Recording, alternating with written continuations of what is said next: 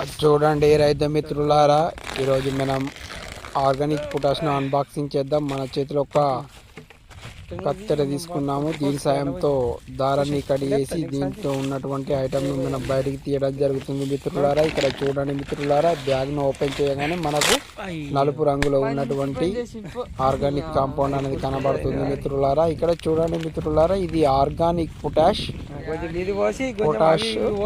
Organic రూపంలో ఉంటుంది, అంటే గ్రాన్యూల్స్ రూపంలో ఉంటుంది. ఇది పొటాష్. సాధారణంగా మనం పొటాష్ ఎరుపు రంగులో ఉంటుంది, కానీ ఇది ఆర్గానిక్ పొటాష్ కాబట్టి ఇది గుళికల రూపంలో ఉంటుంది, నలుపు రంగులో ఉన్నది మిత్రులారా. దీంతో పాటు మనం ఇక్కడ మైక్రోన్యూట్రియన్స్ ఫుడ్ కలిగినటువంటి న్యూట్రీ రిచ్ని తీసుకున్నాం మిత్రులారా. మనము ఆర్గానిక్ పొటాష్ ఒక 25 కిలోలు వేసి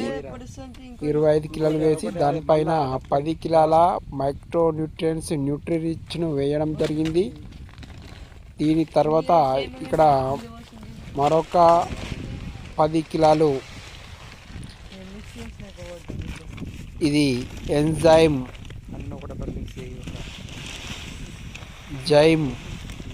ఇది సాధారణంగా దీంట్లో మనకు నీమ్ లాగానే కనబడుతుంది.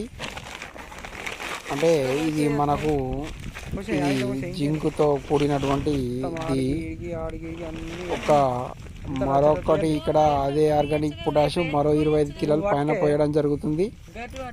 అంటే ఇక్కడ మనం 50 కిలోల ఆర్గానిక్ పొటాష్ బస్తా ఒకటి, 10 కిలోల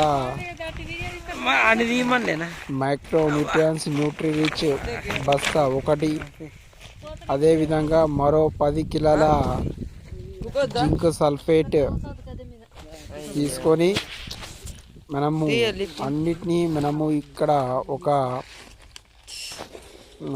తాడిపత్రి అంటాం దీన్ని. అంటే ఇది మనకు కింద పరుచుకొని దాంట్లో మిక్స్ చేసుకుంటున్నాం.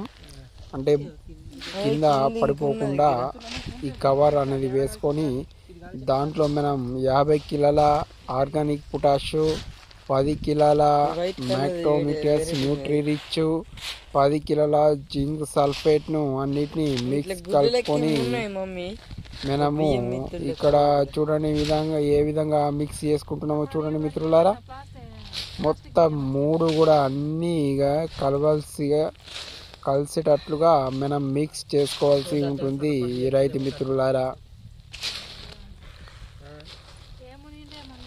ఆర్గానిక్ పొటాష్ మనం సాధారణంగా ఎరుపు రంగులో ఉండే పొటాష్ను చూస్తుంటాము, కానీ ఇది ఎరుపు రంగులో ఉన్నటువంటి పొటాష్ కాదు, ఇది గుళికల రూపంలో ఉన్నటువంటి పొటాష్. దీన్ని మనం ఆర్గానిక్ పొటాష్ అంటాము. ఇది గుళికల రూపంలో నల్లటి రంగులో ఉంటుంది.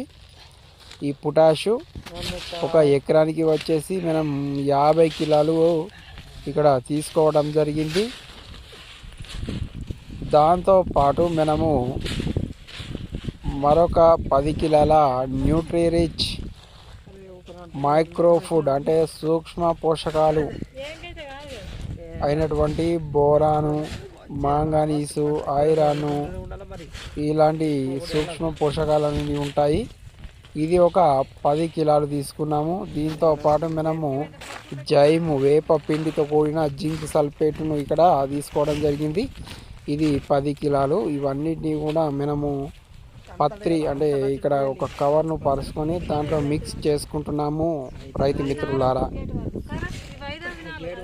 చూడండి రైతు మిత్రులారా, మనము ఈ మూడింటిని కూడా మొత్తం ఒకదానితో ఒకటి కలిసిపోయేంత వరకు కూడా మనం మిక్స్ చేస్తూనే ఉండాలి రైతు మిత్రులారా.